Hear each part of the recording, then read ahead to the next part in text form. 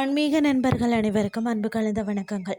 இன்றைக்கு நாங்கள் ஆன்மீகம் சம்பந்தமான பதிவில் பார்த்தீங்கன்னு சொன்னால், அடியாருக்கு அமுத படைத்த இளையான்குடி மாறநாயனாரை பற்றி தான் நாம் இன்றைக்கு பார்க்க போகிறோம்.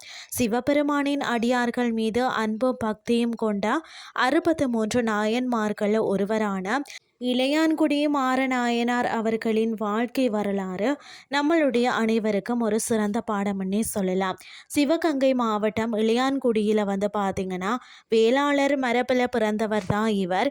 பெரும் செல்வந்தராக இருந்த போதும் மகேஸ்வர பூஜை எனும் அடியார்களுக்கு உணவளிக்கும், அதாவது பணியையே முதன்மையாக கருதினாராம். வறுமையிலையும் மாறாத பக்தி, அதாவது பார்த்தீங்கன்னா இவரது பக்தியை உலகிற்கு உணர்த்தும் சிவபெருமான் தான் இவரை வறுமையில் ஆழ்த்தினாராம். செல்வமெல்லாம் கரைந்தும் தன் நிலங்களை விற்று அடியார்களுக்கு உணவு படைத்தாராம். அது மட்டுமில்லாமல் ஒரு மழைக்கால நள்ளிரவுல சிவபெருமான் அடியார் கோலத்தில் பசியுடன் மாறனார் வீட்டிற்கு வந்தாராம். வீட்டில் ஒரு துளி தானியம் கூட இல்லையாம்.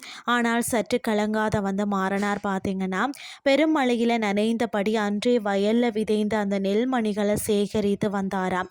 விறகு இல்லாததால் தன்னுடைய வீட்டின் கூரையிலேயே அறுத்து அடுப்பு எரிக்க கொடுத்தாராம். அவர் மனைவி பார்த்தீங்கன்னா ஈர நெல்லை வறுத்து அரிசியாக்கி தோட்டத்திற்கு கீரையை சமைத்து அன்புடன் படைத்தாராம்.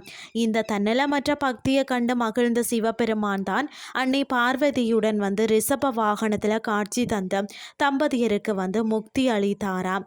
இளையாறன் குடிமாறன் அடியார்க்கும் அடியேன் சுந்தரமூர்த்தி நாயனார் திருத்தொண்ட தொகையில் இவரை இப்படி போற்றுகிறார்கள். இன்றைய ஆன்மீகம் சார்ந்த பதிவு உங்களுக்கு பிரயோசனமாக அமைஞ்சிருக்கும்னு சொல்லி நானும் நம்புகிறேன். இதே மாதிரி மற்றும் ஒரு ஆன்மீகம் சார்ந்த பதிவோடு உங்களை சந்திக்கிறேன். நன்றி.